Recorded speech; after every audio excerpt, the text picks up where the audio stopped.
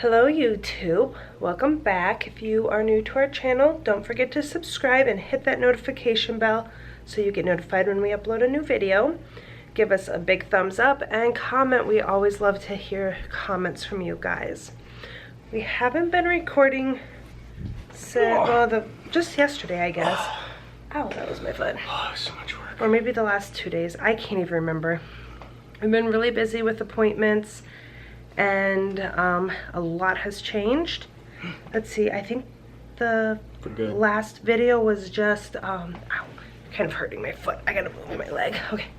The last video was just our day one. We were kind of, that's when we played bingo and stuff. So, let's see, since then, the doctor, we met with the doctor and the oncologist, and he's super impressed with Jeremy's response to things.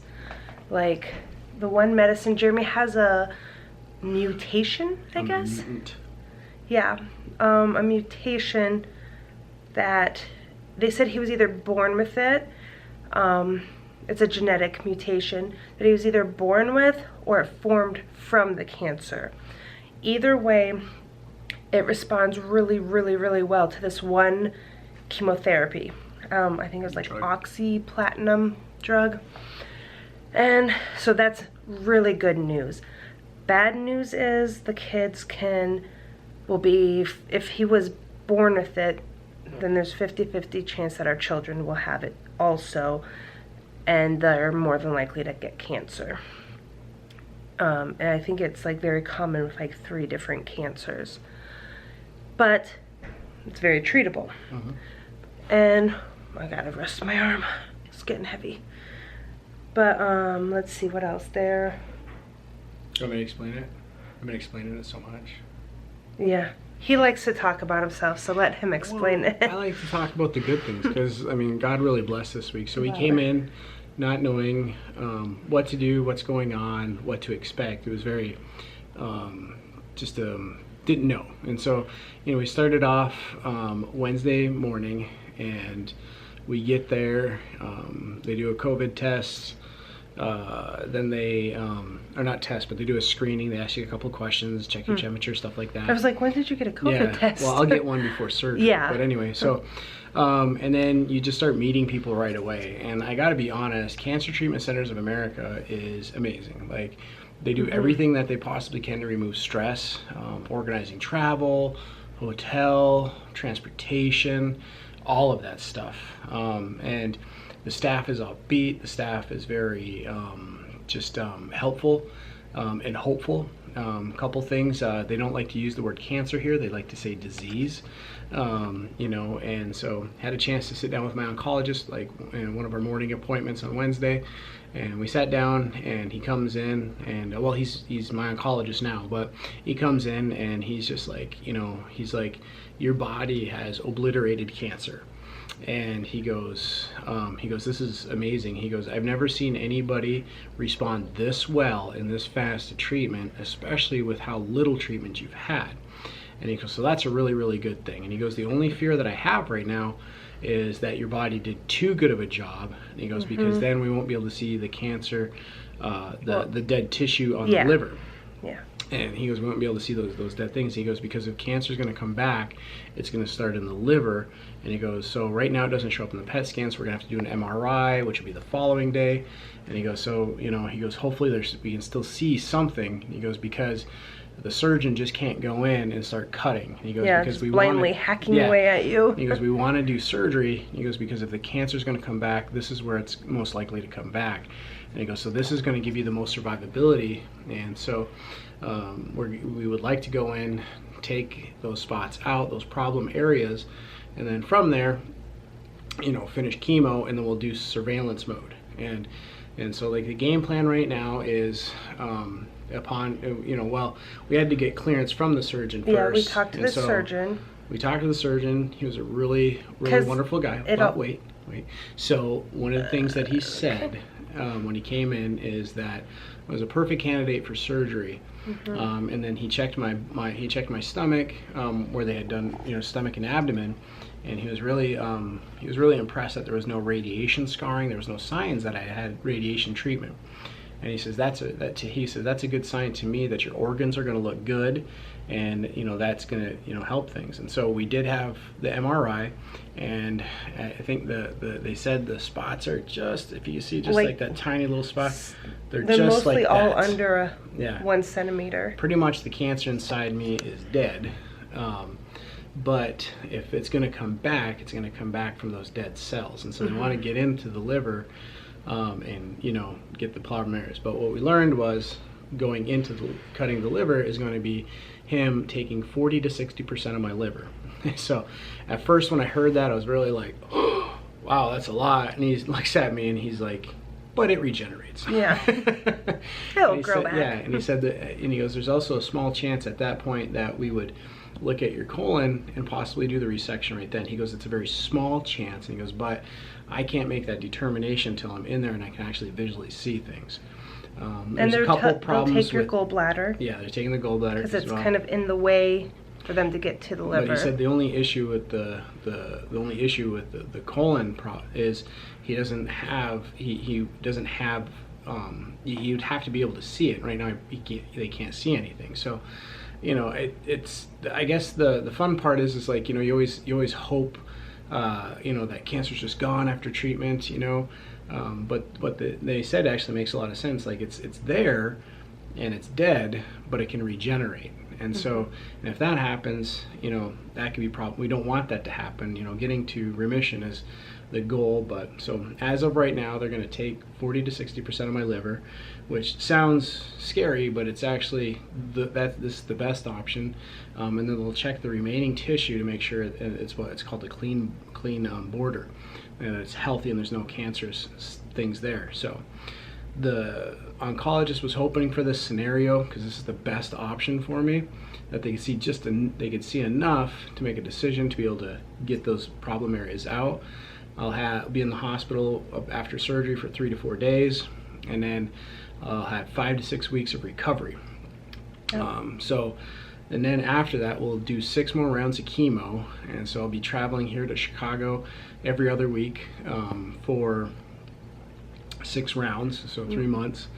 And then after that, we're going to go into surveillance mode. And then what they're going to do is they'll check my markers, check things, monitor things. And every 3 months. Yeah, every 3 months. And then after a while, it'll be a little bit longer, and et cetera, et cetera. But the really good news that he said was when I was that month off of chemo, the oncologist said if things were going to come back, that was the moment they were going to come back. And he goes, but your numbers still dropped. And he goes, that is exceptional news. And so we got a lot of positive news. Yes, I'm going to have to go under the knife. That part just kind of is what it is, but that's what gives me the most survivability and getting, survivability, Yep. So a couple other good things though is, One second. I don't think you said this. That's scheduled for August 20th. Yeah.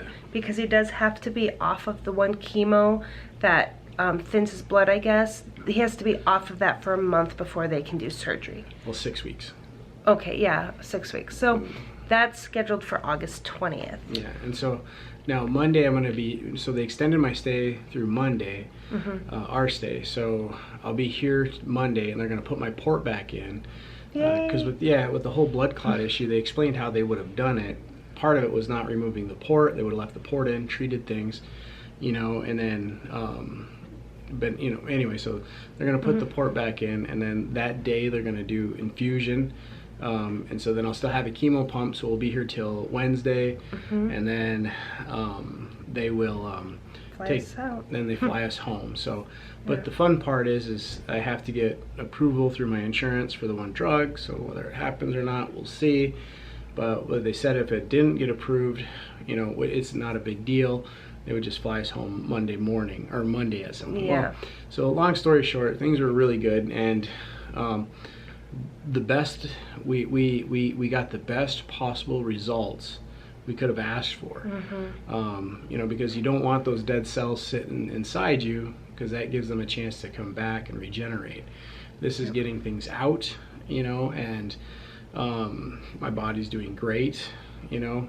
So they're not too worried about the colon area as of right now. It's the liver that's the main concern, or I shouldn't say concern, but the liver is what they want to address first. The main focus. Yeah, and so if they can't do the liver, or if they can't do the colon when they're doing the liver, later on down the road they'll worry about the liver. But he did not seem too concerned about it, as I don't have very many side effects from radiation, because radiation is what creates some problems when it comes to because they'll go in and they'll cut the dead tissue out, the diseased tissue out, and then they'll reconnect two healthy ends. And so they're not too concerned about my recovery, but it's good, because at our because the news that it's somebody walking with a push cart.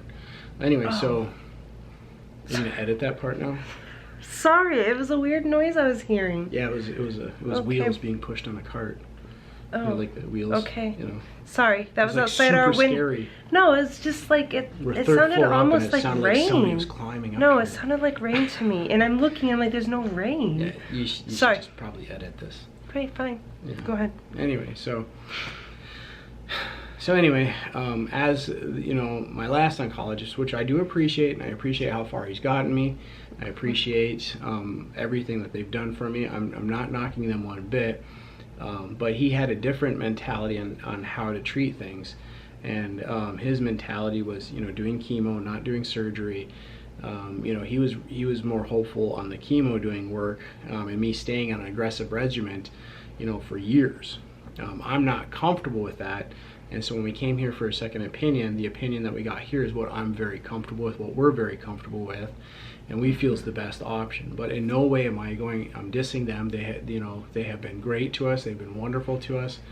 It's just I have to make the best choice for my health, and I do feel that we both feel that this is the best option to go. We've been praying about it, and God has given us so much peace over the week about this, and so. It's going to be an interesting, it's going to be an interesting couple next months, but, we've gotten to see friends. We've been out to dinner 3 times now with friends that have come and traveled to visit us, traveled hours. My sister, she drove out this week just to be with us and help us interpret all the medical lingo, and that was just huge. And so, and then I have a friend right here in Chicago. We're actually north of Chicago, but I have a friend in Chicago, and he's gonna help us out. And when I'm here on weeks and stuff like that, he's gonna be around, and they've even been open up their house that when I'm here, I could stay with them if I'd like to. So it's been really, really good, and it's been really, really blessed. And so just thank everybody for their love, and thank everybody for their prayers and positive vibes. I mean, seriously,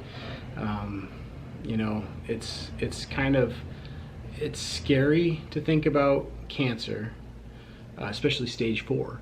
But to be standing in these shoes right now, it's a blessing, because everything's just played out perfect, and very thankful for just everything that everybody's done for us, the donations, the support, the help. My mother-in-law flying out to watch the children. She's in Wyoming right now with the kids. People, small things. We had friends, Trent and Annie, we got a message from Laura's mom saying, hey, there's something wrong with this one tire. They went over, fixed it, and then not only that, they changed our oil. Just all kinds of wonderful stuff. So we can't thank everybody enough for all their love.